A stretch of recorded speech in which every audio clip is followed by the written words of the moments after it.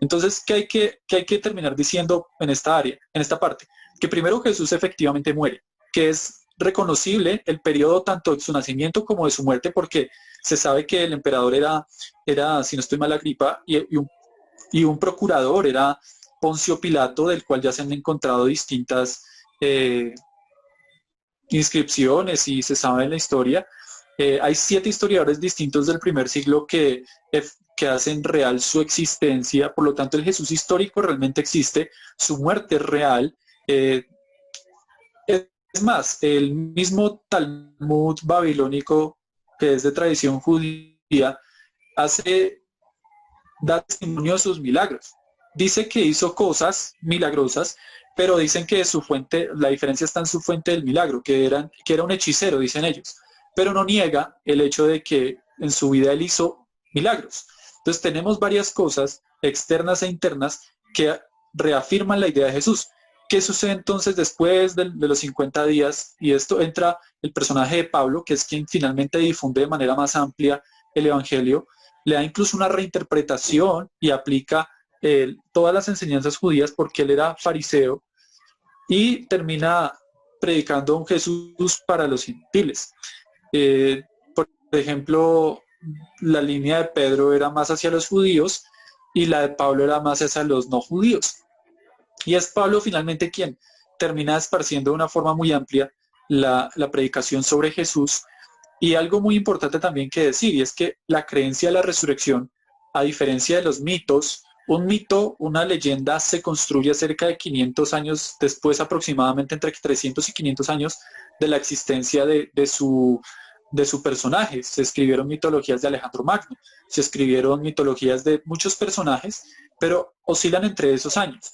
Lo importante aquí entonces es la cercanía de los escritos. De los escritos, el evangelio más tardío se cree que se escribió hacia el 80-90 después de Cristo, que es el evangelio de Juan.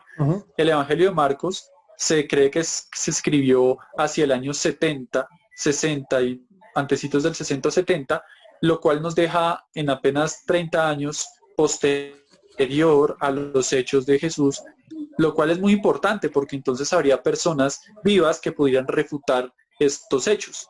Y otra Sí, cosa muy importante, que es el tema sobre la misma mitología que es de la resurrección, y es pensar desde cuándo creían en una resurrección de Jesús.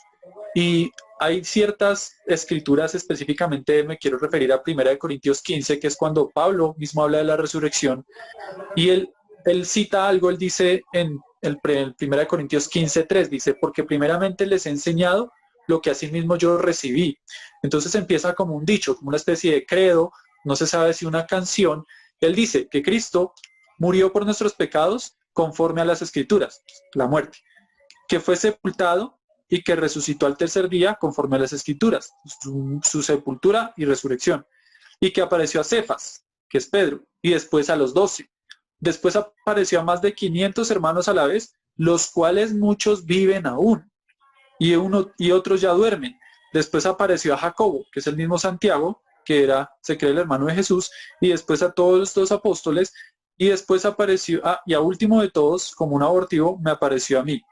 Entonces, Pablo cita un texto, un dicho de esa iglesia primitiva.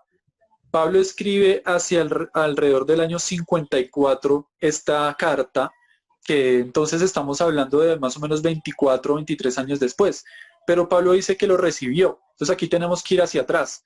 ¿En qué momento Pablo recibe esto? ¿De quién lo recibe? De los apóstoles. Pablo se reunió primero con Pedro y después con los demás apóstoles hacia el año más o menos el año 34, hacia el año 34-35. Y esto nos lleva, si Jesús lo pudieron, hay dos versiones, pudo haber muerto hacia el año 30 o hacia el año 33. Dependiendo de estas versiones, estamos en un periodo de entre 2 y 5 años en el cual ya se creía abiertamente y se divulgaba la resurrección de Jesús, lo cual va en contra absolutamente de cualquier tipo de mitología, porque era un momento en el cual cualquier persona que estuviera viva, que haya estado en ese tiempo, que muchos podían estar vivos, podían decir y refutar algo contra lo que ellas estaban diciendo, lo cual no perdón, sucede en la historia. Entonces es muy importante desde cuándo se cree este tema, desde cuándo se tiene esta creencia en la resurrección. Ok, Dani, gracias. Mira, me gusta algo y es que, número uno, hay testigos oculares, ¿no?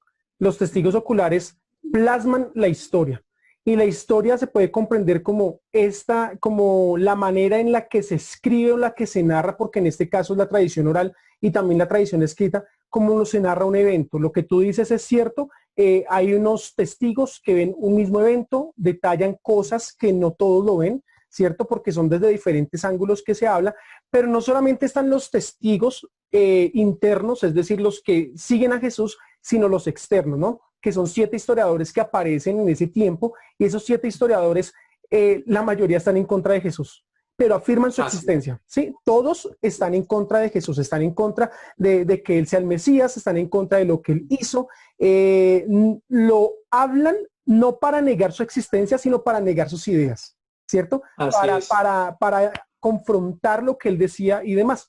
Entonces me parece Sí, muy bonito esto, y es que es Jesucristo la figura principal del cristianismo porque se cree murió, resucitó. O sea, lo que hace distinto al fundador de esta religión, de las demás religiones, es que de él se dice que resucitó y que hay un montón de testimonios que clarifican y que aclaran y que van a reafirmar este evento, ¿cierto?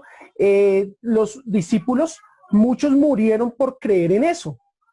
Y si, o sea, si eso hubiese sido una mentira, ellos no hubieran muerto por creer, por sostener una mentira. No lo hubieran hecho, así y es. mucho menos siendo judíos, porque los judíos, la mayoría, practicaban una doctrina moral de los 10 mandamientos, aparte de 600 y pico de leyes que tenían. Las más importantes eran no mentir, ¿cierto? No mentir Así es. porque eran personas éticas, entonces no queremos mentir y mucho menos voy a morir por una mentira.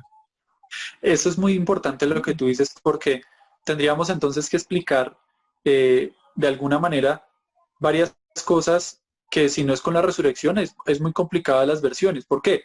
Porque entonces tenemos una tumba vacía y tenemos unos testigos que afirman una verdad hasta la muerte a cambio de nada. O sea, ¿qué ganaron los discípulos del principio, los primeros discípulos, al afirmar hasta la muerte que Jesús había resucitado? Porque ellos no tenían un negocio probable en las manos, como tal vez hoy muchos sí se lucran de la fe. Ellos en su tiempo, si hubieran creído en una mentira, cualquier persona con la razón normal, en sus cabales, diría, espere, espere, yo estoy diciendo una mentira, yo no voy a morir por algo que yo sé que es una mentira. Y de pronto lo hará un loco, no sé, dos locos, pero todos Pero los 500, más de apóstoles, 500 no. más de 500 no, todos los apóstoles, los 11 que quedaron, incluyendo a Juan, fueron martirizados por esta creencia. De hecho, Juan termina exiliado en Patmos porque se cree que pasó por una olla de aceite y sobrevivió al martirio. Entonces es botado como basura en una cárcel y es quien al final recibe el Apocalipsis y es el único que muere de anciano en Éfeso. Pero todos, sin excepción, fueron martirizados y de ahí en adelante, entre el siglo I y el IV, hasta el 300 después de Cristo, hubo una persecución y una a muerte de todos los discípulos, y ahí tenemos también que incluir a Pablo, que muere en un coliseo romano, aparentemente decapitado por un león, o bueno, él muere sosteniendo este tipo de verdades realmente a cambio de nada. Entonces, ¿quién en sus cabales puede llegar a sostener una mentira a costo de su vida y si a cambio de nada, ¿no? Porque en ese tiempo el ser cristiano era ponerse una espada en el cuello y a su familia también. Así que son cosas que es muy complicado y lo único que, de lo que mejor explica estos hechos es una resurrección real de Jesucristo, porque de otra forma no habría una buena explicación.